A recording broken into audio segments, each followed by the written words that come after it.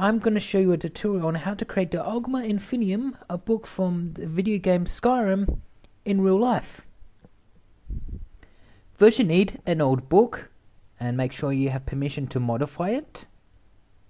Some wood glue, some scissors, some twine, paints and brushes, reference material as always, and most importantly is strips of rawhide. Now cheap rawhide can be get at any pet store. Rawhide is used to make little chew toys for dogs, bones and sort of things. What you then got to do is soak the rawhide in water for a couple hours, and it should make the rawhide leather soft and malleable and ready to use. Basically we're going to use our reference material and mark out the positions of where we're going to make all the sections of the pieces of rawhide. It's now time to get the pieces of rawhide and carefully mark out the shapes using the lines that we marked down the book as a reference guide, and we cut it to shape with our scissors. And it's kind of like a fun little jigsaw piece, slotting them in each corner. So we turn each piece of the rawhide over, and basically we glue around the edges and glue around the center. There are many ways you can do this. You can do this like a cross shape, or you can just smear the craft glue, our wood glue, all over. Basically we want the underside to be not only the edges of the rawhide but also in the center of the rawhide, so when we glue it down onto our hardcover book it should stay down, and when the rawhide dries up it should harden, and it will shrink. Of course it will shrink, but it won't buckle. The next step is to basically put the rawhide pieces onto the book with the glue face down, of course, and we want to make sure all the pieces are within the area that we have marked out. Try as best as you can to make sure it fits. Now it doesn't matter if we have grooves and we have, like, you know, indents that the pieces, the rawhide pieces don't fit exactly. That's okay. We want these little grooves, these little spaces between the rawhide pieces to give the book cover some texture. Put down some glue in between the spaces in between the pieces of rawhide, and we just smear it a little bit with our fingers just to create some sealing. Now it's not going to be like wood putty, and it's not going to cover up the indents, but it will help protect it.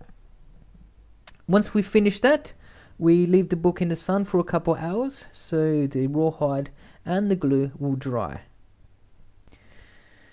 A few hours later, our rawhide and the glue has dried sufficiently, and now we can begin the fun part, painting. Mix up some paint colors on your palette, and we're going to keep it more or less accurate to how it appears in the game Skyrim. From left to right, the top part of it, the triangle part, is a darkest grey for Oghma skin. Ultima will be like a yellowish orange golden colour. The lightest brown tan colour will be for the Bosma, the wood elves. The white L shape will be for the snow elves, the Falmer. The part in the middle, the greyish ash grey with a little bit of brown mixed in, will double for the Dunmer skin. And finally, the dark green part of the book, the end part of the book, will stand in for the Orisma, the orcs. So this book is made from various parts of various races of Mer, of the elves, from the Elder Scrolls. Quite gruesome indeed. And at this point I would like to say that I do like using rawhide as a material. I consider other materials to use at this point, but I think rawhide gives it sort of like a skin based texture. Very cool. Once that is done, we get our twine and our scissors, and we carefully cut at least 2 centimeters segments. Once we finish cutting out all the tiny little pieces of the twine, we get our wood glue, our craft glue, and with it we draw where the stitches would be, and we simply put the pieces of twine onto the craft glue, and we press it down firmly so it bonds when it dries.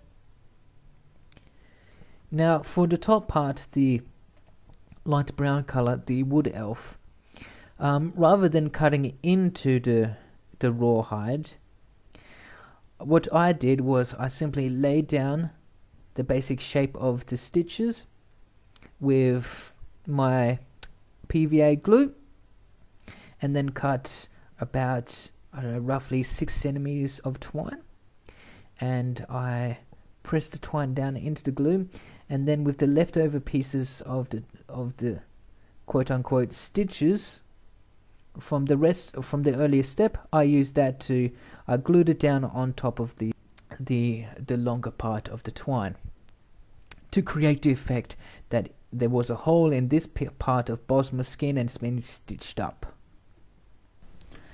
I left the book to dry overnight.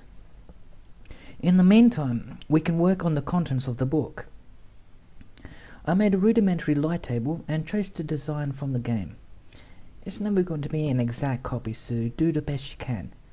You can use felt tip, permanent marker, or black paint. I then aged the paper by using the old method of rubbing a tea bag on it. Tea bags are hot, so be careful. Leave that to dry and we can return to the book cover. Craft glue usually dries clear, but we can touch up the cover with a little bit of acrylic paint.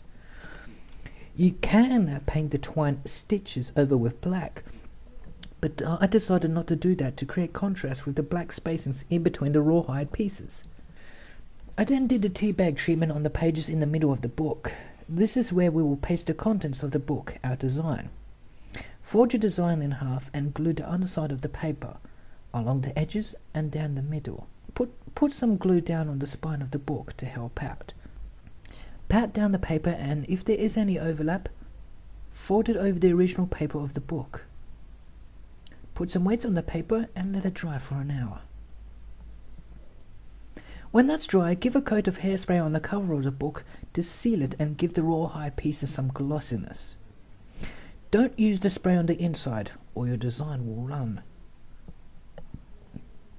You can now rub dirt, brown paint, or put a little bit of fake blood to give the book a worn feel. And there it is, the Oghma Inifinium tome from the Elder Scrolls V Skyrim. Cheap and easy, fit for a Daedric prince.